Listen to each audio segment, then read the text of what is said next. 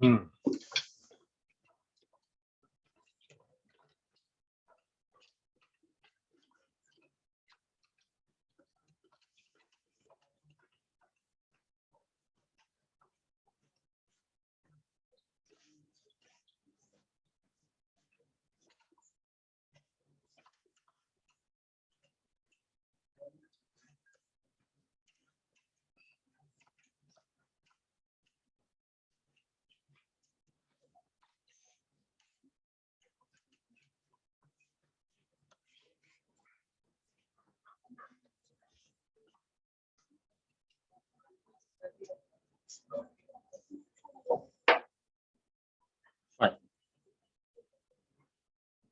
जो लोग भी क्लास में थे उन लोगों में से किसी ने ट्राई किया लिनक्स मशीन पे उस कमांड?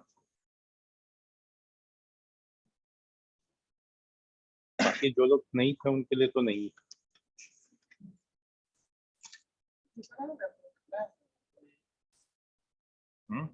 बिट्टू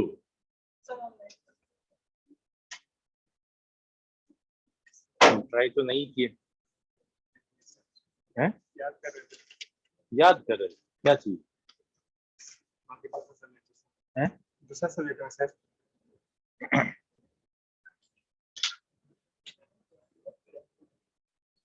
चलो कोई नहीं।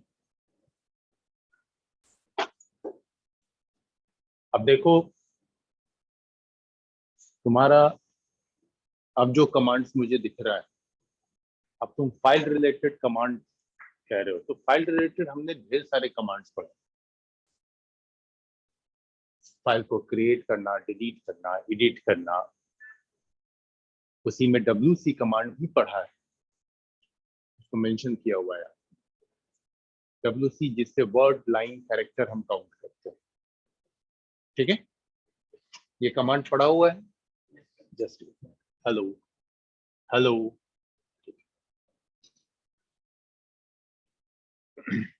लास्ट क्लास की जो रिकॉर्डिंग थी, पता नहीं क्यों वो म्यूट रह गई, म्यूट ही रह गई, मतलब एरर आया, वॉइस गया ही नहीं।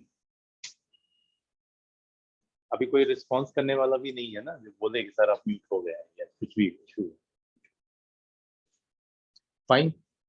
अब एक प्रिंट करने से रिलेटेड कमांड तुम्हारे कि कोई भी डॉक्यूमेंट प्रिंट करना है, तो डॉक्यूमेंट प्रिंट करने के लिए आप सिंपल LP कमांड यूज करते हैं, LP, और उसके बाद में टेक्स्ट नेम या फाइल नेम जो भी है,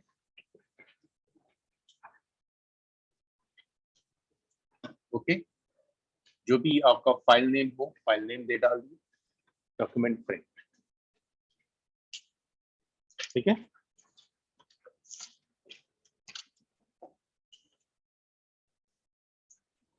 अबे छोटा ही है, थोड़ी देर फिर आ जाएंगे हम लोग ओरिजिनल टॉपिक पे। Booting process of Linux machine.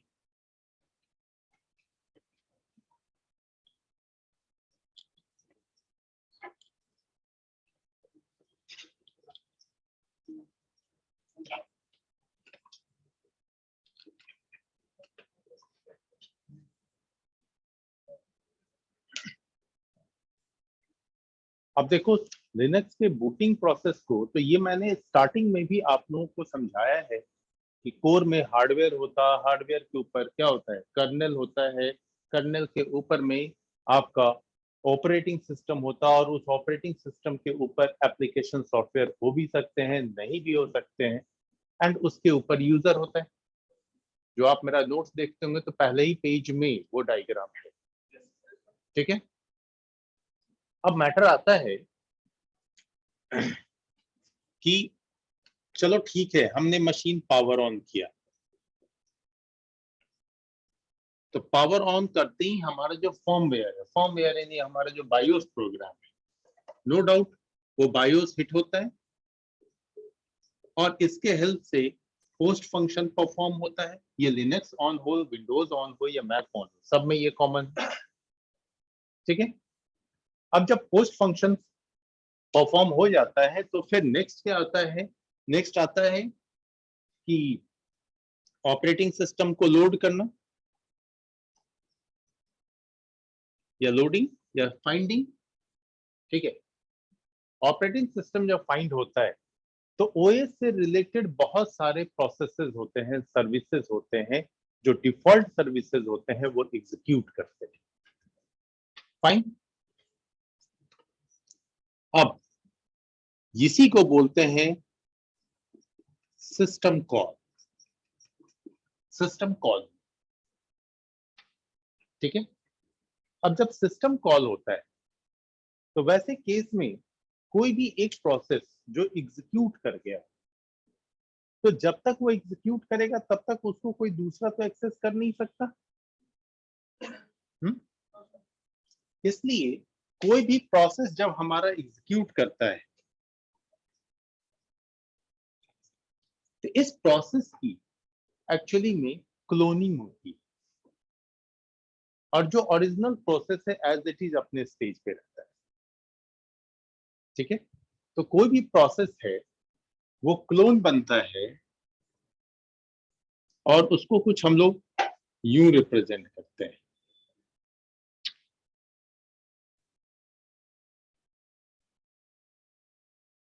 ठीक है। अब मान लो ये प्रोसेस है, ये आपका एग्जीक्यूट कर गया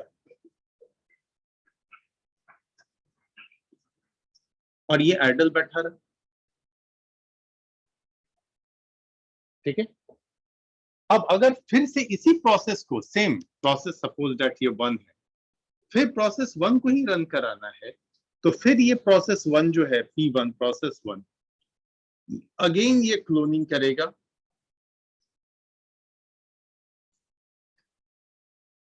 और फिर उसी तरीके से रन करेगा, ठीक है।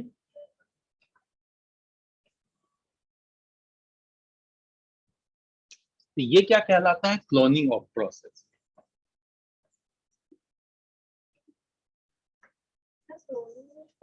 क्लोन बनाना, क्लोन क्या होता है? Double role. तुम्हारी जैसी एक लड़की और मैं बना दो, छू बन गई, हाँ हाँ, डुप्लीकेट बोल सकते, ठीक है।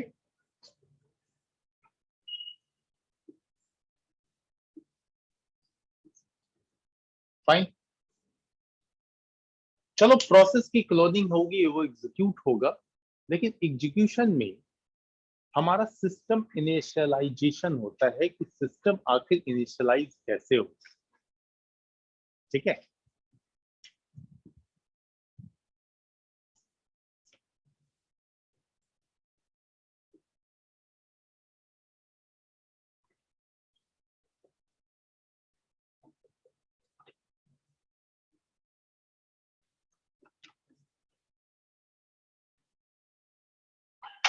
यानी हमारा सिस्टम ऑन कैसे हो, रन किस लेवल पे करे, तो इसके लिए अलग अलग सिस्टम इनिशियलाइजेशन लेवल डिफाइन किए गए, जिसको हम लोग इनिट प्रोसेस बोलते हैं।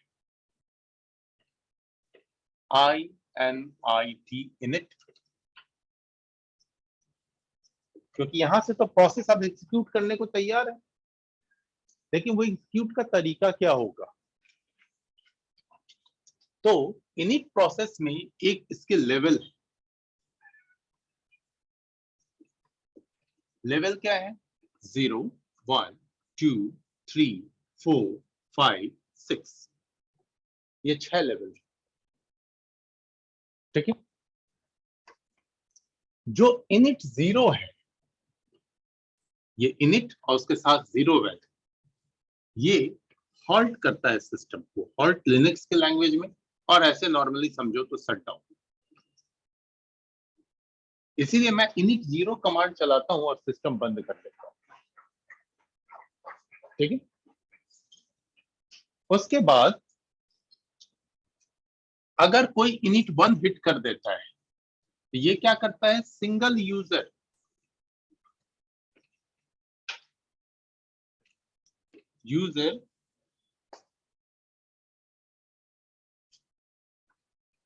विदाउट नेटवर्किंग, यानी इसमें नेटवर्क सपोर्ट नहीं होगा, और एक ही यूजर लॉगिन कर सकता है सिस्टम पे, अगर मैं यहीं पे ये दे दूं multi user with networking,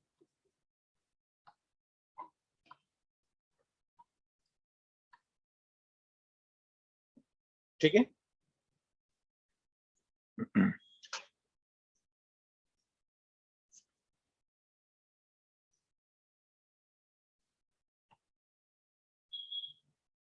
four, third को अभी माइंड में आ नहीं रहा है, फोर अनडिफाइंड है।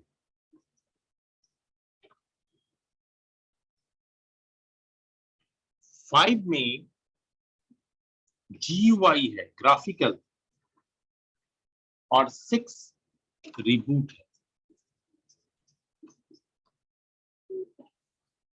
अगर आप init 6 कमांड चला देते हैं मशीन रिबूट हो जाए।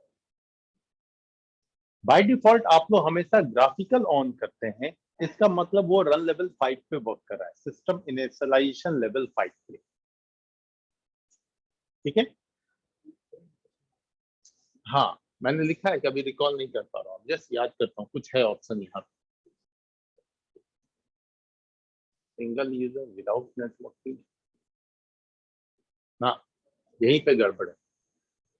ये सिंगल यूजर मोड में रन करता है, मल्टी यूजर विदाउट नेटवर्किंग,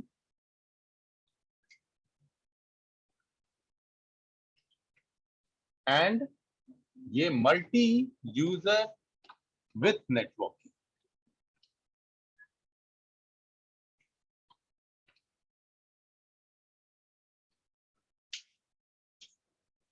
अब बात आती है कि सिंगल यूजर क्यों लॉगिन कराएंगे, तो करते हैं जब हमें सिस्टम रिकवरी करना होता है, ट्रबल शूटिंग करना होता है, तो इस टास्क को हम परफॉर्म करते हैं।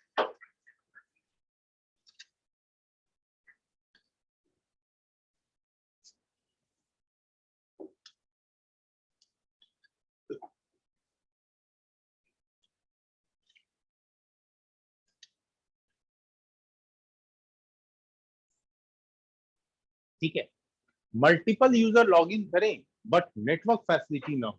नेटवर्क फैसिलिटी में आता है जैसे NFS जैसी सर्विस, वो शेयर डेटा को एक्सेस नहीं कर पाए। और थर्ड लेवल अगर यूज करें तो वो उसको एक्सेस कर पाए। फोर अभी तक डिफाइन नहीं हुआ, एज इट इज है, कुछ भी एक्टिविटी नहीं होती उससे। फाइव GUI देता है, और सिक्स रिबूट करता है। तो जब प्रोसेस एग्जीक्यूट करेगा, उसकी क्लोनिंग होगी, तो वो चेक करेगा कि इनिशियलाइजेशन लेवल क्या है, और इसके हेल्प से आपका सिस्टम इनिशियलाइज कर जाए, बूट करके। अब जैसी आप सेटिंग रखेंगे लिनक्स मशीन ऑन होगी, ठीक है।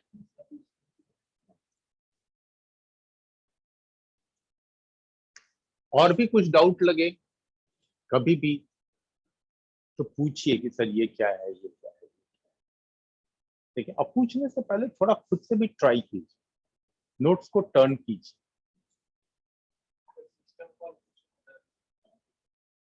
सिस्टम कॉल कहने का मतलब जब OS लोड होता है, ऑपरेटिंग सिस्टम, तो लोडिंग होने के बाद में जितने भी ऑपरेटिंग सिस्टम रिलेटेड प्रोसेस हैं वो सारे कॉल होंगे। क्योंकि आप देखते हैं, आप भले ही कुछ नहीं रन करा रहे, अभी जस्ट सिस्टम ऑन किया है, लेकिन उसी वक्त अगर टास्क मैनेजर ओपन करके देखते हैं तो देखते हैं ढेर सारे प्रोसेस चल रहे हैं। भाई साहब मैंने तो एक भी रन नहीं कराया, मैंने तो सिर्फ मशीन ऑन किया, ये सारे कहाँ से आ गए? तो आपने जो मशीन ऑन किया तो उस ऑन होने के लिए तो बहुत सारे प्रोसेस की जरूरत हुई, तो process system call.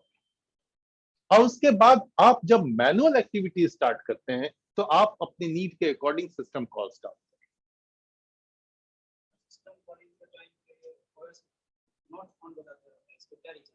Voice not found है तो ऑपरेटिंग सिस्टम नहीं है आपके मशीन में, या तो नहीं नहीं रहता है तो लोड नहीं हो पा रहा।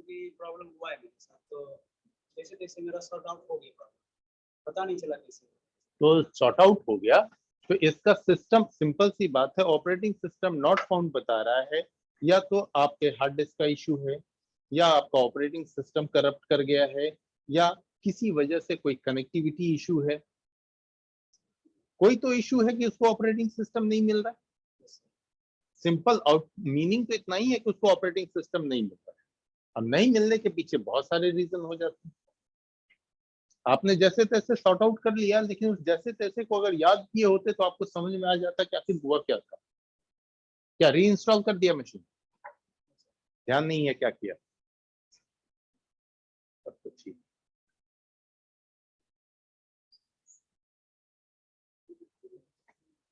ठीक है, क्वेश्चन बैंक टर्न करके देख रहे हो? क्वेश्चन बैंक बोलूं या प्रीवियस ईयर के क्वेश्चंस?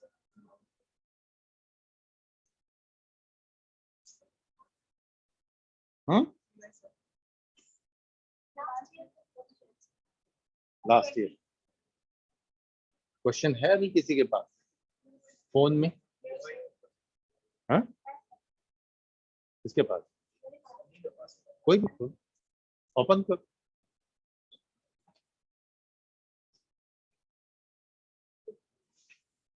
डॉक्यूमेंट प्रिंट करेगा मतलब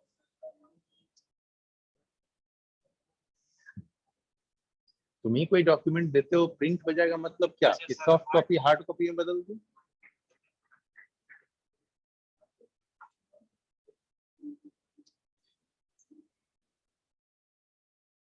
मिला? चलो जब तक ढूंढ रही है, अच्छा बाकी लोग भी ढूंढ रहे हैं।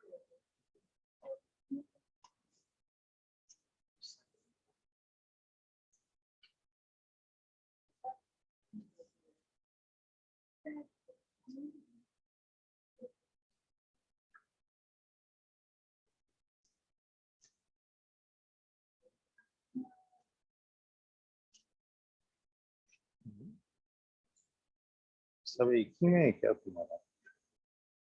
ये शायद, हाँ?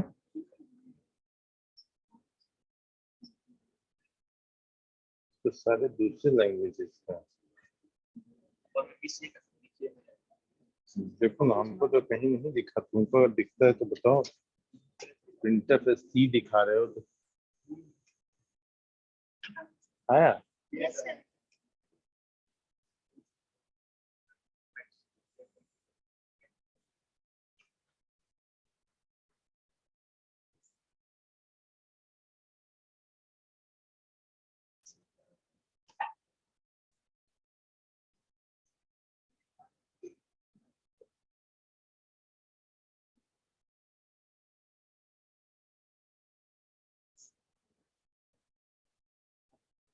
जैसे ही write the basic features and advantages of Linux. How can write? Write steps to Linux system startup and shutdown process. Explain CD, LS, CP, MD, RM, MKDIR commands in Linux. सारा पढ़ा हुआ। CP क्या करता है? CD क्या करता है? LS क्या करता है? MD क्या करता है? ये MD कमांड ना, ये गड़बड़ कमांड। MD है ना, देखो थोड़ा सा प्रॉब्लम भी है। MD डॉस का कमांड, इसका कमांड MKDIR। ठीक है, वैसे MD पूछ दे लिख देना मैं डायरेक्ट। अगले को अगर नहीं समझ में आया तो हमको समझ में आ रहा है ना तुम कहाँ गलती की हो, तो हम सही आंसर दे रहे हैं, एक्सेप्ट करो।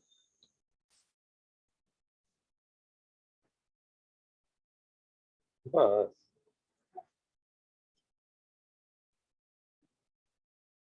इतना ही कुछ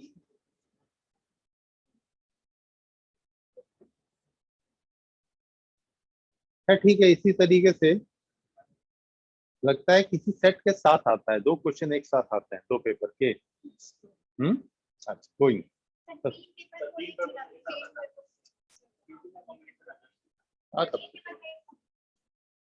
ठीक है, फाइन।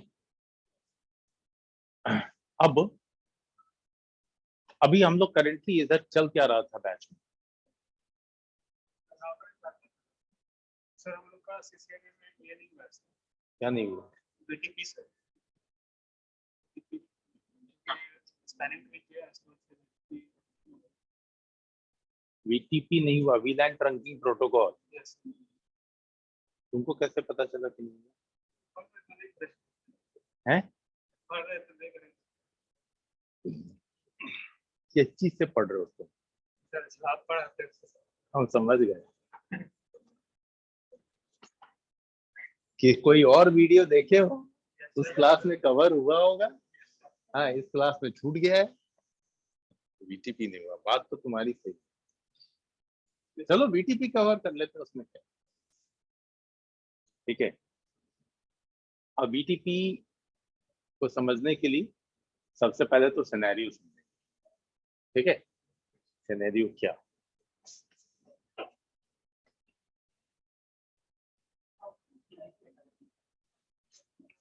बीटीपी क्या होता है वो सब छोड़ दो, टेंशन। पहले आ जाओ, एक सिनेरियो क्रिएट करते हैं।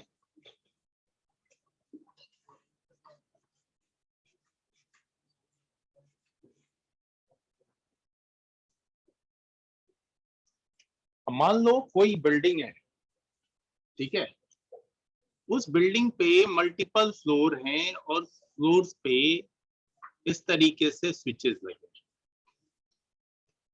ठीक है, मल्टीपल स्विचेस हैं, 4 ही लेके चलते। अब इन स्विचेस को आपस में इंटरकनेक्ट करेंगे तभी पूरी बिल्डिंग कनेक्ट होगी। ठीक है, तो चलो आपस में इंटरकनेक्ट कर दिया।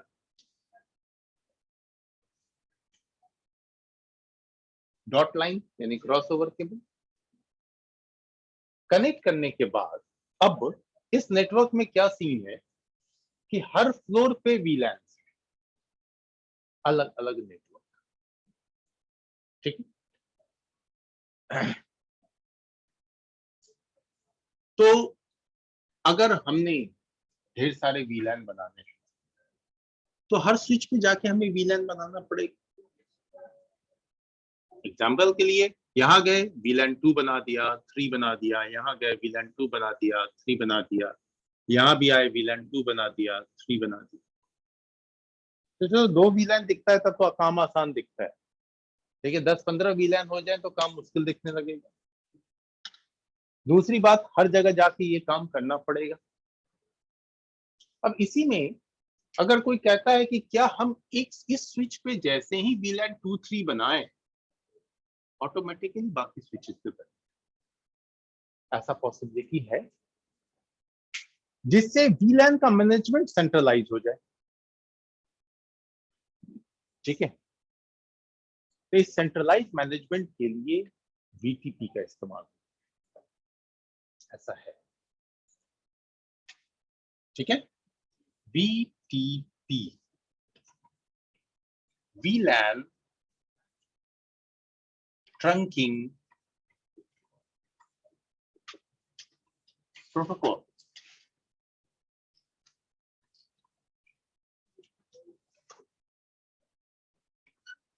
ठीक है,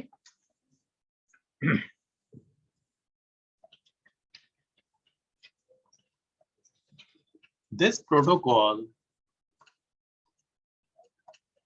is used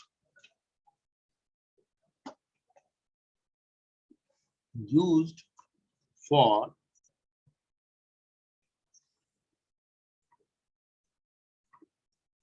centralized management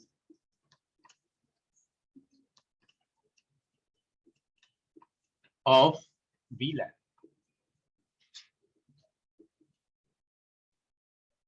अब ये कैसे मैनेज करेगा, क्या कॉन्सेप्ट आएगा?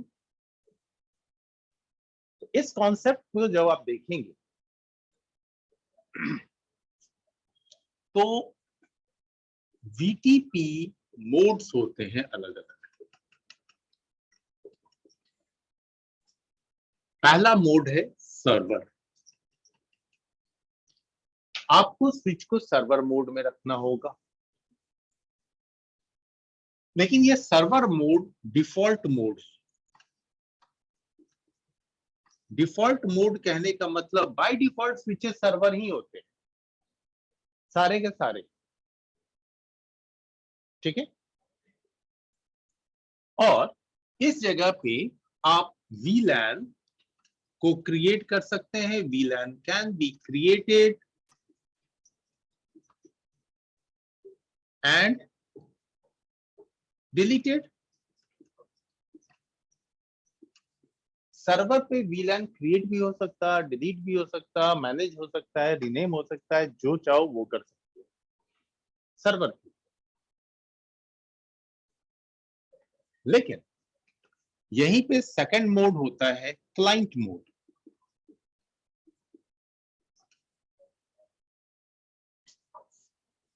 सबसे पहली चीज कि VLAN can not be created and delete. ना तो VLAN क्रिएट कर सकते हैं ना डिलीट कर सकते हैं, ठीक है। अब ना तो क्रिएट हो सकता और ना डिलीट हो सकता, तो होगा क्या?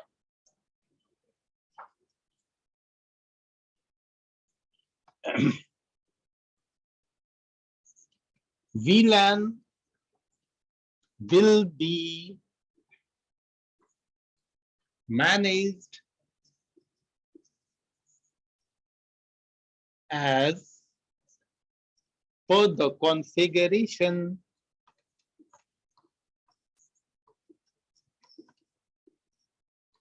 at server।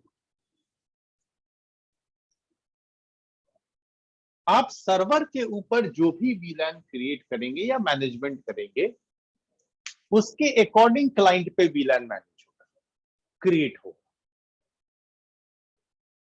ठीक है। मैं गया यहाँ VLAN 2 बनाया, यहां भी बन जाएगा, यहां 3 बनाया, यहां भी बन जाएगा, फाइन। अब इसी का एक थर्ड मोड होता है, उसे कहते हैं ट्रांसपेरेंट मोड। ऊपर लिखता हूं, नीचे दिखाई नहीं देगा,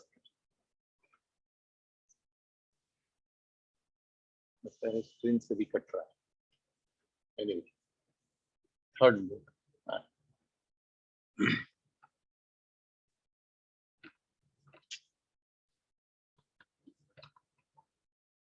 अब ट्रांसपेरेंट मोड की अलग ही कहानी है।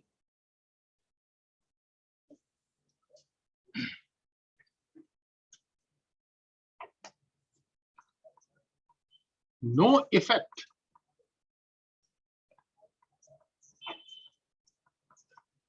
of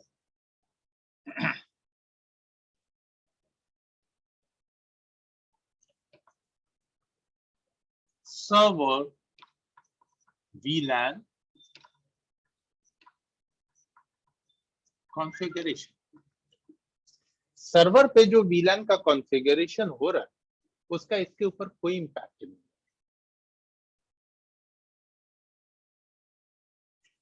ठीक है। सर्वर का इंपैक्ट नहीं है, क्लाइंट पे तो जाएगा। तो क्या यहां लोकली VLAN बनेगा? यस, बन सकता है। VLAN can be created and deleted locally। तो जब VLAN आप बना ही सकते हैं, डिलीट भी कर सकते हैं, सर्वर का कोई इंपैक्ट भी नहीं आएगा, तब तो ये नॉर्मल हो गया, जैसे स्विच था वैसे। हाँ, ये नॉर्मल जैसा है, लेकिन इसका भी अपना एक रूल है। रूल ये कि मान लो ये मेरा कंटिन्यू फ्लो था, इसमें इसको सर्वर बना दिया, इसको क्लाइंट बना दिया और इसको क्लाइंट बना दिया। बीच में हमें एक ऐसा स्विच लगाना था जिस स्विच पे हम सारी चीजें कर सकते हैं, ठीक है, सारे कॉन्फ़िगरेशन होंगे और वो बीच में भी रहेगा, तब जब ये खुद बीच में आ जाएगा तो सर्वर के थ्रू आ रहे कॉन्फ़िगरेशन मैसेज को आगे कैसे फॉरवर्ड करेंगे। तो यही फीचर होता है ट्रांसपेरेंट का कि वो आगे फॉरवर्ड कर देता है, अपने ऊपर कोई इफेक्ट नहीं आने देता है, लेकिन वो मैसेज को आगे फॉरवर्ड कर देता है कि हो सकता है कि मुझसे जुड़ा हुआ और क्लाइंट हो, वहां चला जाएगा मैसेज। तो ये हो गया हमारा ट्रांसपेरेंट। यानी कि हमारे इंफ्रास्ट्रक्चर में अगर बीच में ऐसे कुछ स्विचेस हैं जहां सर्वर का इंपैक्ट नहीं डालना है, वहां लोकली वीलैन का मैनेजमेंट करना है, तो हमें बीच में हम स्विच लगा सकते हैं, वो पाथ ब्लॉक नहीं करेगा, किसी तरह का डिस्टर्बेंस नहीं डालेगा, अपने ऊपर कोई इंपैक्ट नहीं आने देगा, लेकिन सर्वर के मैसेज को अगले क्लाइंट तक फॉरवर्ड करेगा। ठीक है,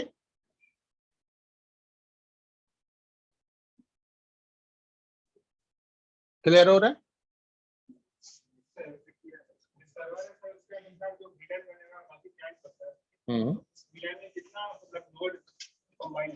ये आप पे डिपेंड करता है। एज ए नोट्स लिख लो इस पॉइंट को।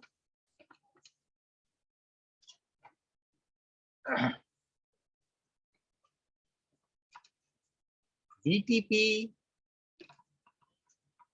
does not manage port configuration.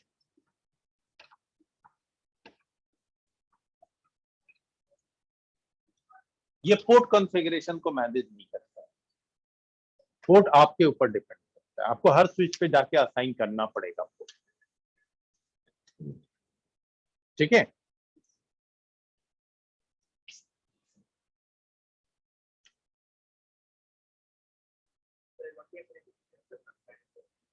जैसे अगर मान लो कि यहाँ पे VLAN 2 है, इस पे मैंने डाले कि 1 से 10 तक पोर्ट चले जाए, VLAN 3 पे डाले कि 11 से 20 तक के पोर्ट चले जाए। ठीक है, आपने यहाँ पे डाल दिया, लेकिन ये इंपैक्ट इस पे नहीं आएगा, यहाँ पे कोई भी पोर्ट नहीं जाएगा 2 में और 3 में। यहाँ पे आपको लोकली असाइन करना हो कि भैया VLAN 2 जो कि सर्वर के थ्रू इस स्विच पे क्रिएट हुआ है, उसमें 1 to 10 पोर्ट जाए, 3 में 11 to 15 पोर्ट जाए, 20 पोर्ट जाए, जो आपके ऊपर। सिर्फ वो VLAN को मैनेज करता है, create delete, port assign locally. और ऐसा फीचर अगर डाल दिया जाए तो वैसे केस में ये मैंडेटरी हो जाएगा कि भैया सारे स्विचेस एक ही तरह के होने चाहिए, सब पे इक्वल पोर्ट होना चाहिए। तो कहीं ना कहीं हम तो बंध जाते हैं, और बंधने वाला ज्यादा काम कर नहीं सकते, क्योंकि अक्सर हाँ जरूरत के हिसाब से मशीन खरीदी जाती। तो ये फ्रीडम छोड़ दिया गया, सिर्फ VLAN मैनेजमेंट कोर स्विच के थ्रू चल रहा है।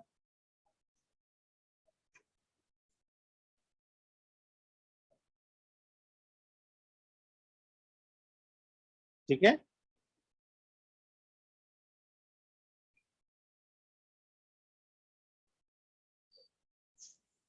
विजिबल होता है ना, हमको देखने में दिक्कत सर तुम लोगों को।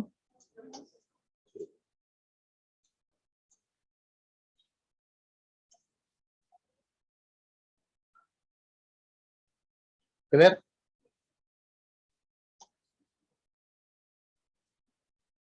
अब चलो, ये VTP VLAN ट्रंकिंग प्रोटोकॉल है, यहाँ पे टर्म ट्रंकिंग भी है, और ट्रंक पोर्ट को हम लोगों ने ऑलरेडी समझा है कि ट्रंक पोर्ट का क्या काम होता है। यूनिवर्सल काम करता है, मतलब नहीं, अलग अलग नेटवर्क ना, वो तो राउटिंग का काम है, VLAN राउटिंग होता है। ट्रंक पोर्ट का क्या काम है?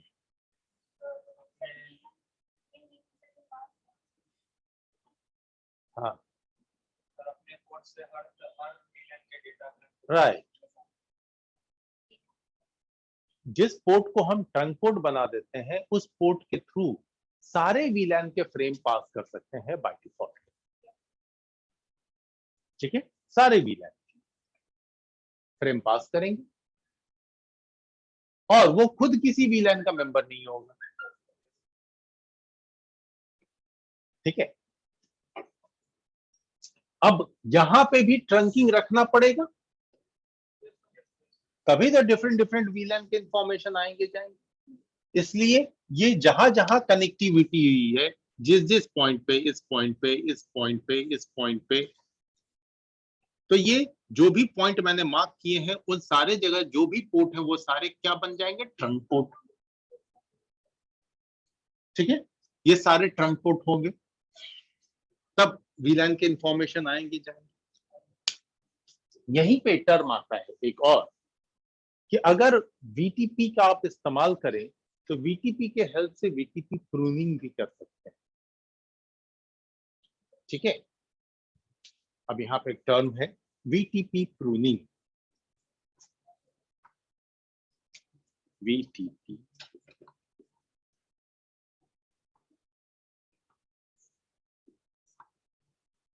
अब इस प्रूनिंग में क्या होगा, प्रून करना समझते, प्रून गार्डनर को देखा है, वो क्यारी बनी रहती है झाड़ की, उसको बड़ी सुंदर डिजाइन से वो काटता है तो खूबसूरत लगता है देखने में, है ऐसा लगता है पेड़ ही अपने हिसाब से ऐसा बना है।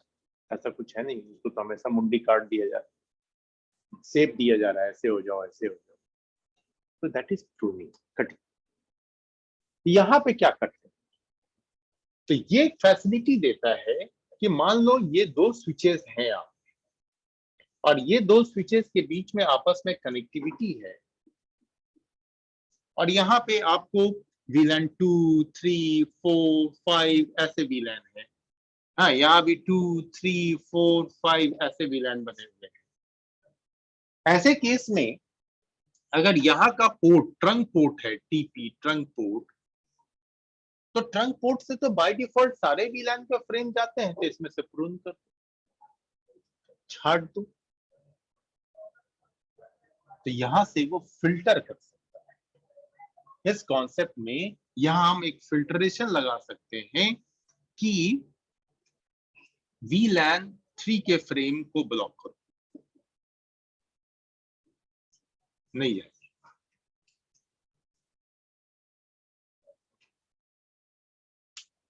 So this concept is known as VTP.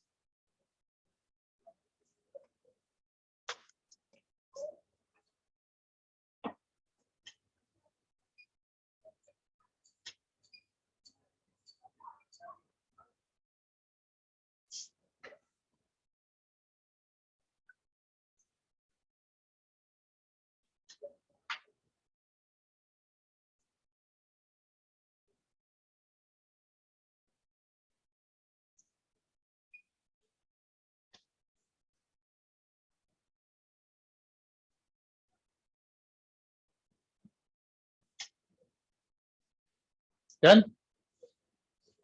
अब है इन्हें प्रैक्टिकली देखना।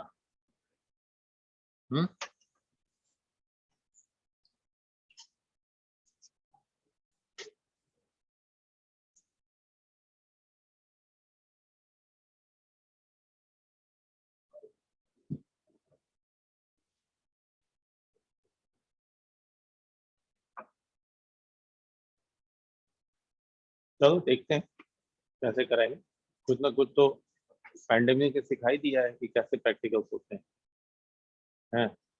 तो नहीं होगा तो थोड़ा सा इस मशीन के साथ इशू है, तो एक टेम्परेरी मैं आपको आईडी दूंगा, उसके थ्रू फटाफट सब लोग लॉगिन हो जाएंगे। इधर मैं करूंगा, उधर आप देखिए। वो टेम्परेरी आईडी फाइन। हाँ, वो नेक्स्ट क्लास, अभी तो नहीं, नेक्स्ट क्लास।